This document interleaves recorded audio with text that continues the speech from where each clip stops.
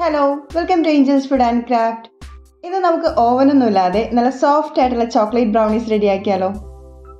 അപ്പോൾ അതിനു വേണ്ടി 3/4 കപ്പ് പഞ്ചസാര മിക്സിയുടെ ചെറിയ ജാറിലിട്ട് നമുക്ക് ആദ്യം തന്നെ ഒന്ന് പൊടിച്ചു വെക്കാം. അതോടൊപ്പം തന്നെ കേക്ക് ടിന്നും നമുക്കൊന്ന് റെഡിയാക്കി വെക്കാം. നമ്മൾ ബട്ടർ പേപ്പർ ഇതേപോലെ ഒന്ന് വെച്ചിട്ട് ബട്ടർ ഒന്ന് ഗ്രീസ് ചെയ്ത് വെച്ചിട്ടുണ്ട്. ഇതേപോലെ പുറത്തോട്ട് തള്ളിയിരിക്കുന്ന രീതിയിലാണ് ബട്ടർ പേപ്പർ വെച്ച് കൊടുത്തിരിക്കുന്നത്.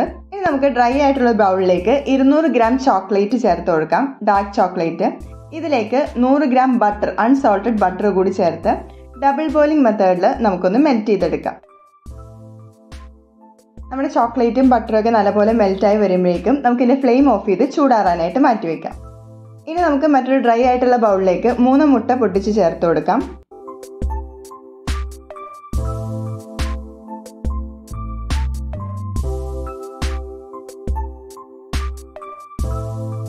ഇതിലേക്ക് 1.5 ടീസ്പൂൺ വാനില എസൻസ് കൂടി നമുക്ക് ചേർത്ത് കൊടുക്കാം.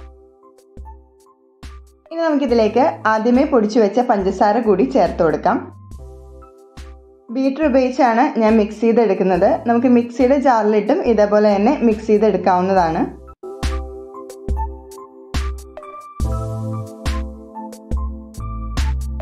നല്ലപോലെ ഒന്ന് മിക്സ് ചെയ്തതിന് ശേഷം ഇതിലേക്ക് നമ്മൾ നേരത്തെ മെൽറ്റ് ചെയ്ത് വെച്ച ചോക്ലേറ്റ് ബട്ടർ മിക്സ് കൂടി ചേർത്ത് വീണ്ടും ഒന്ന് നമുക്ക് സ്പാറ്റില വെച്ച് മിക്സ് ചെയ്തെടുക്കാം.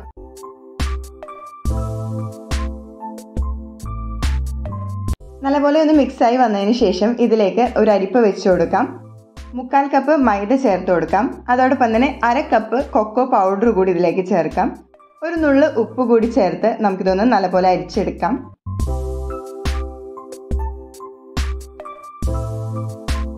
ഇനി നമുക്ക് വീണ്ടും ഫോൾഡ് ചെയ്ത് മിക്സ് ചെയ്ത് ചേർത്ത് കൊടുക്കാം.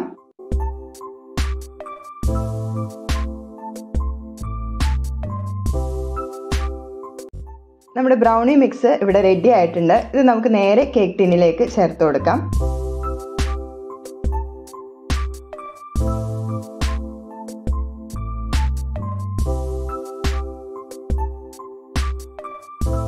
എയർ ബബിൾസ് ഒക്കെ പോകാനായിട്ട് സ്ക്യൂർ വെച്ചൊന്ന് ഇതേപോലെ ഒന്ന് വരഞ്ഞു കൊടുക്കാം. അതോടൊപ്പം തന്നെ നല്ലപോലെ ഒന്ന് ടാപ്പ് ചെയ്തും കൊടുക്കാം.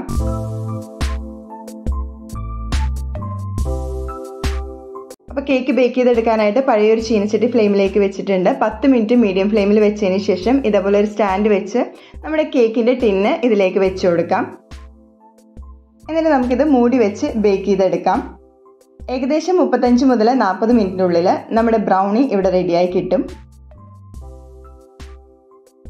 40 മിനിറ്റിൽ തുറന്നു നോക്കിയപ്പോഴേക്കും കുറച്ചുകൂടി ഒന്ന് സെറ്റ് ആവാനുണ്ടായിരുന്നു. ഒരു 5 മിനിറ്റ് എക്സ്ട്രാ കൂടി വെച്ചപ്പോഴേക്കും കറക്റ്റ് നമുക്ക് റെഡിയായി കിട്ടിയിട്ടുണ്ട്. നമുക്കിത് ചൂടാറാനായിട്ട് മാറ്റി വയ്ക്കാം. ചൂടാറിയതിന് ശേഷം നമുക്കിതിൻ്റെ സൈഡൊക്കെ ഒന്ന് വിടിയിച്ചു കൊടുക്കാം. എന്നിട്ട് നമുക്ക് ഇതേപോലെ ഒന്ന് ഡിമോൾഡ് ചെയ്തെടുക്കാവുന്നതാണ്. ഇനി നമുക്ക് ആ ബട്ടർ പേപ്പർ കൂടി ഇതേപോലെ ഒന്ന് മാറ്റി കൊടുക്കാം.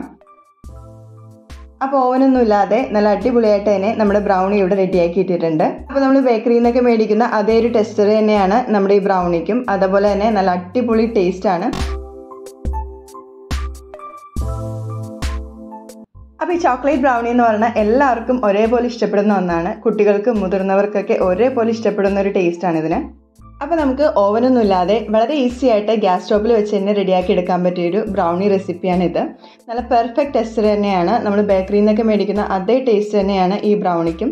അപ്പോൾ എല്ലാവരും തീർച്ചയായും ട്രൈ ചെയ്ത് നോക്കുക. അടുത്ത റെസിപ്പിയായിട്ട് കാണുന്നവരേക്കും ബൈ. Thanks for watching.